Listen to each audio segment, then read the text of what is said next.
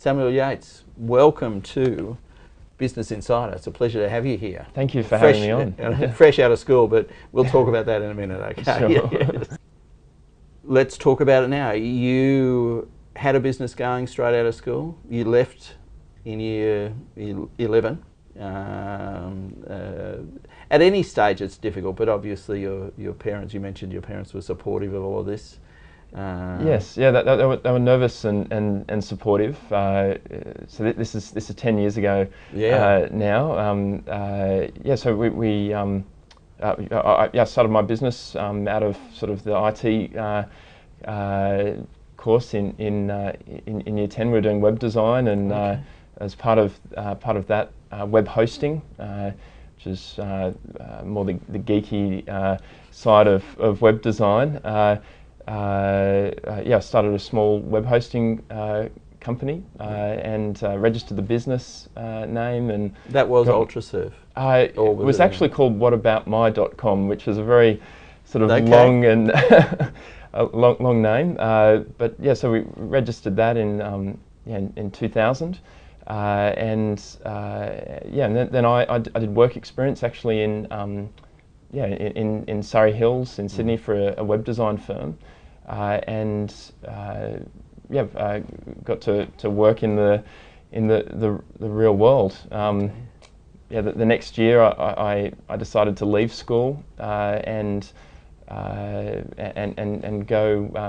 and work there part time for me, and then part time for them. So, yeah. Okay. So at that stage, did you have a plan? And I mean that in the nicest possible way, because you knew what you liked doing, obviously, and followed that, I guess. Did you? Or? Yeah. So I've been fairly. I knew I wanted to get into web hosting. So I was quite specific. I've always had that down in terms of a very niche area of some big hitters at that time too. I remember Web Central and yep, that's right. They've just got bigger, I guess, and and they've been acquired now.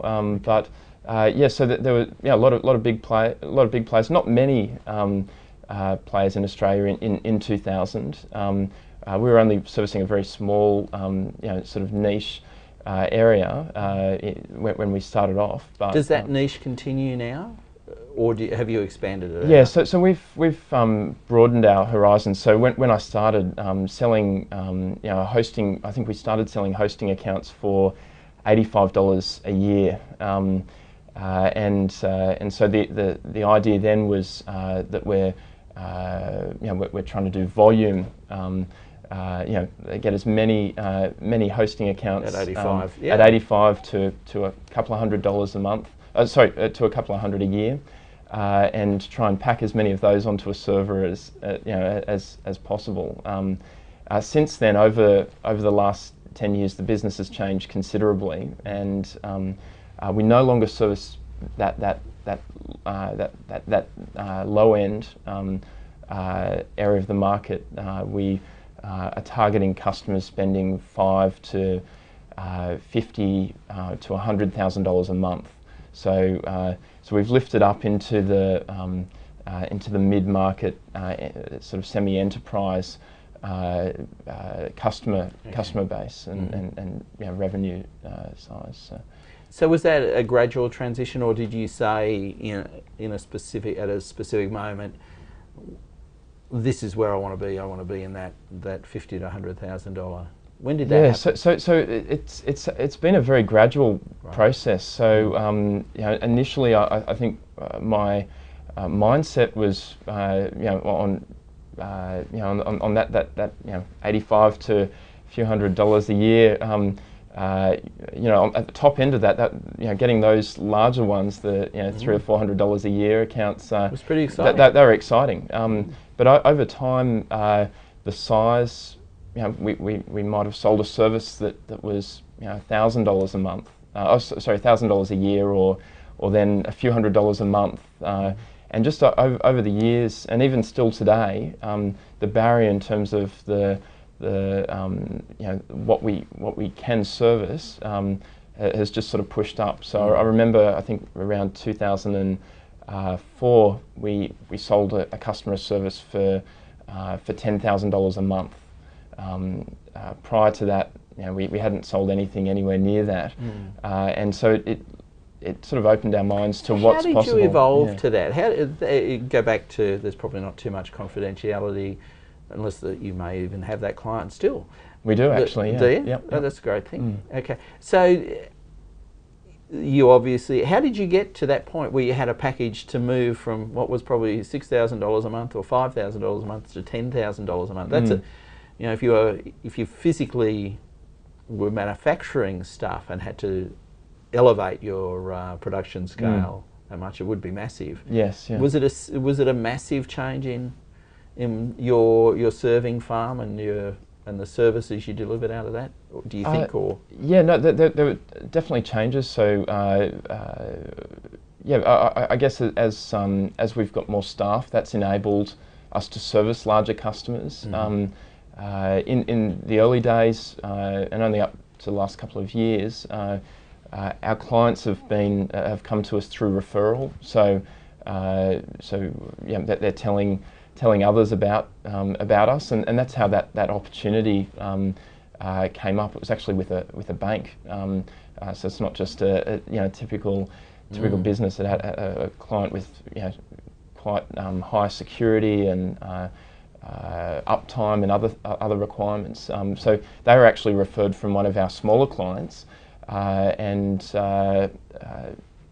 worked through the process to onboard them. So over the years, the business has evolved. We're still focused on hosting today, and so that's been from the outset the focus, and I think it's very important. That's been a critical thing for us to have a focus in terms of our products. We have dabbled in other services like voice over IP, internet services like ADSL, on the side to support the hosting business. But we've realised generally very quickly that they're not our core business. And if we focus on our core, which is hosting, then there's opportunity to become more successful in that than to be a generalist and work across lots of different products. Okay. Yeah, there's some great learning in that, just on that, embracing the core, isn't it? So you get tempted. Everyone gets tempted to move out and do the VoIP and everything else, but it stretches you. Yeah, it stretches you and distracts. And distracts most importantly. There's not the focus. You lose the focus on going out and getting new customers, and that's. And people I'd sit back and say, well, are all the customers taken, or are they continually looking for the next evolution of their server solution too? Are your clients that sophisticated? They're always out there looking, or you've got to go and knock on doors and? A lot of our clients come to us through searching on Google, or generally still referred through their acquaintances and colleagues in the industry. So there's a few niche areas that we service today, and so. We won't go there. You can keep those niches. Yeah. But tell what challenges are, I don't even want to think about it. You finished school in 2001 or 2000? 2001, yes. Yeah, you're about 29, 30. 27 today. Stop, thank you. Just let me have my fantasy here. 29, 30, that's fine. Oh, actually, sorry, I'm 26 at the moment, 27 in November, yeah. Okay. What challenges have you, this has not, just don't let me believe this has all been smooth sailing, and because it can't. What things surprised you in this last 9-10 years? Yeah, no, it's been. I was quite my background through school was a very technical, technical person, and great interest in technology, and I still have that today. But from day one, starting a business, it's been quite a journey in terms of it's been something that's been learnt entirely on the job. Who teaches you? Who do you talk to? Do you have mentors, and you might not want to identify them because like mine, I don't tell everyone they're a mentor of mine, but they give me a lot of information. Who stands out? Who did you go to? Well, my father ran veterinary practice in Longevity, so he had some business experience running that, and so picked up things there, but mostly have really just picked it up and learnt from making mistakes and learning learning the hard way. What do you reckon the biggest mistake you made? Give me number 2 or 3. What is it? Because remember, well, that sounds a little condescending. What I would love to share is some of the things people are looking at this and saying, okay, what can I learn? How did he learn those things? So, do you look back and say, wow, I wish I hadn't done that, or? I don't have any major regrets in terms of what I've experienced over the last 10 years. It's been as I said, it's been a learning experience. Yes. Understanding, and I've had some really and have a great team around me that has been able to support the growth of the business, and then a number of people, not any formal mentors as such, but a bunch of different people that I look up to, and in terms of the businesses that they run as well. But I guess key learnings, one is to make sure from day one that that you have a good accounting system, a good accountant, and to keep across that area of the business. Money is important. Yes. So it's important to do that. What else have I learned? That's a key one. And I don't want to pick too much of that, but we've got an opportunity. Everyone's got the opportunities of the next 12 months. Do you see anything that you want to change in UltraServe over the next 12 months, or would like to evolve further? Oh, there's huge. There's a lot of things that are happening at the moment, and areas to tweak. So a little bit of background to that. We've grown fairly rapidly in the last 3 years, and have gone from maybe just under 10 people to 30 people. Wow. Today. You've got a Sydney office as well? Yeah, we've got a Sydney office, and we've got some in Brisbane as well, right. and head office here on the Central Coast. I think the biggest challenge that I have is is finding and keeping the right staff, that's always a challenge. It's probably the biggest challenge that I've experienced during growth, in terms of trying to maintain a culture in the business, culture of we've got a culture of sort of innovation, customer service. That's why our customers stick with us. Yeah. And so maintaining that as you scale from even scaling from one person 10 years ago, and trying to keep that focus in the business, as we grow. That's the hardest thing to maintain. That's a great point. So there's a lot of focus on that, how we do that successfully.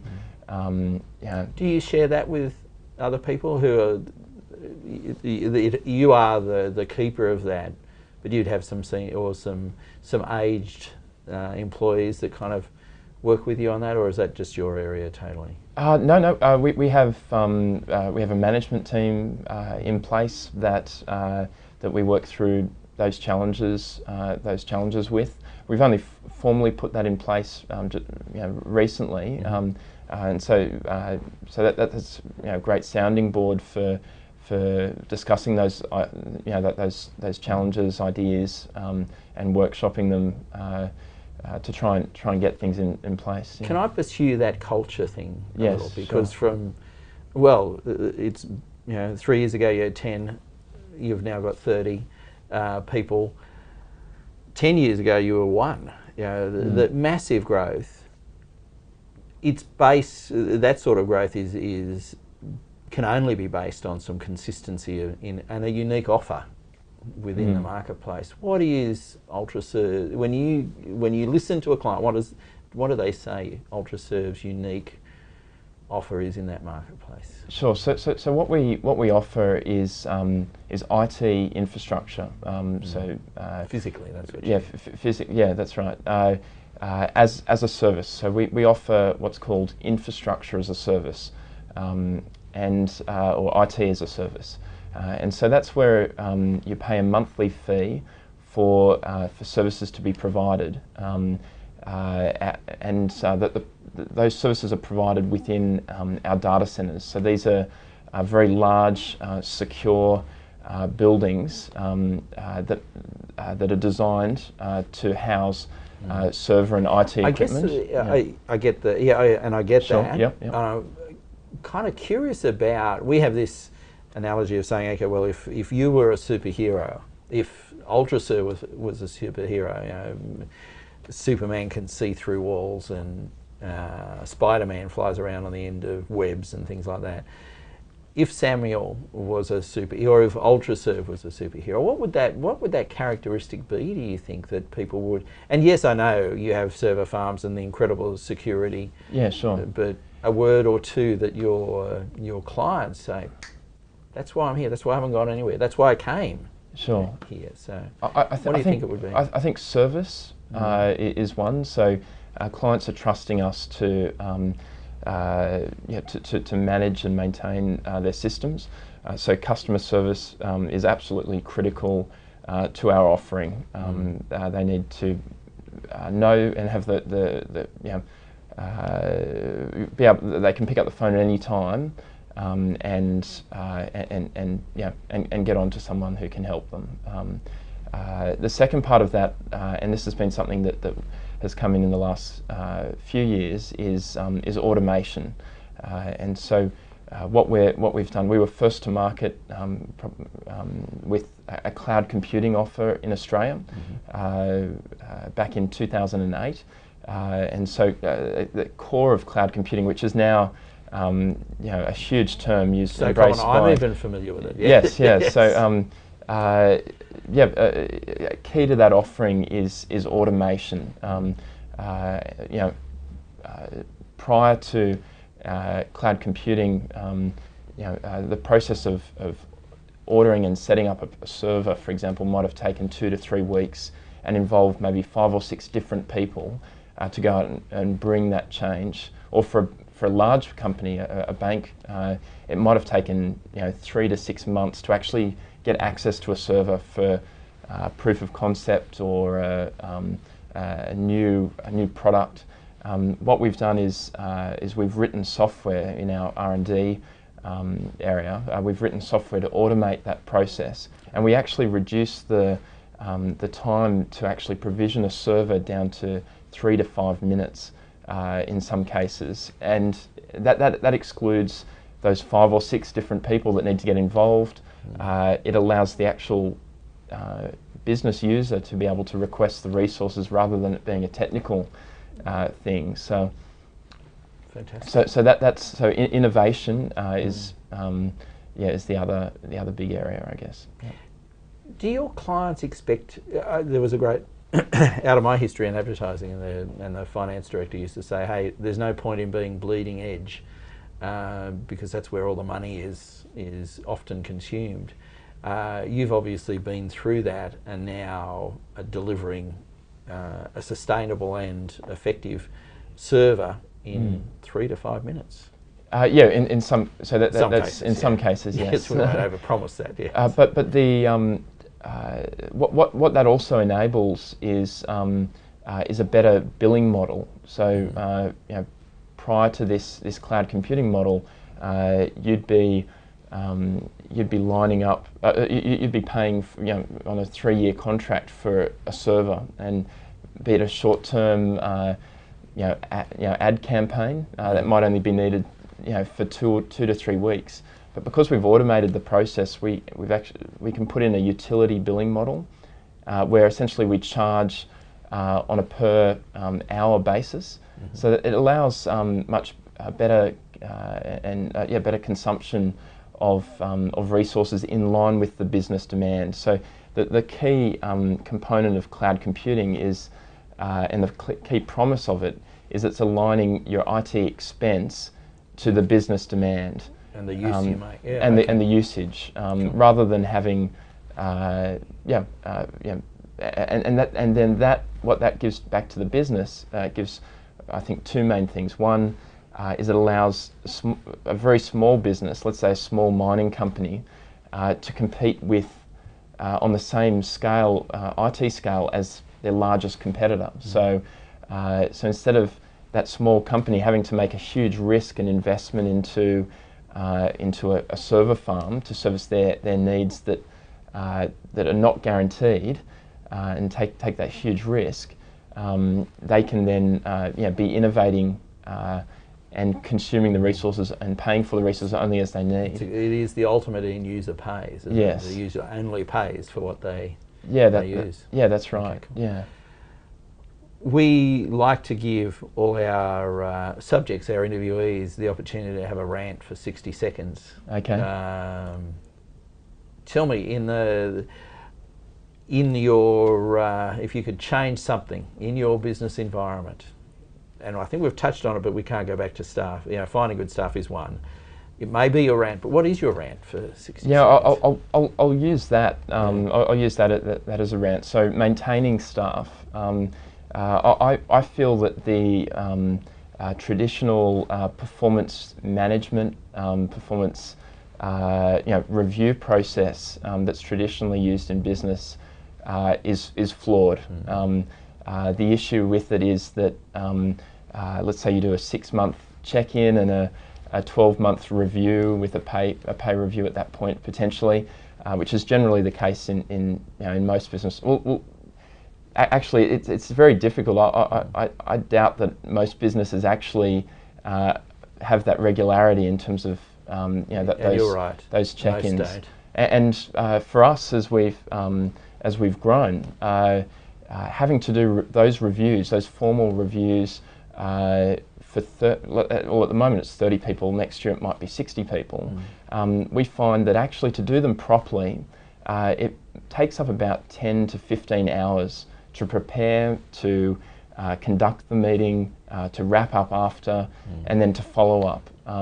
And so I feel that system is broken. And at 6 months, you're dealing with things that happened 5 months ago that you're wanting to be corrected. So what we're looking at doing, and what we've been implementing is what's called an agile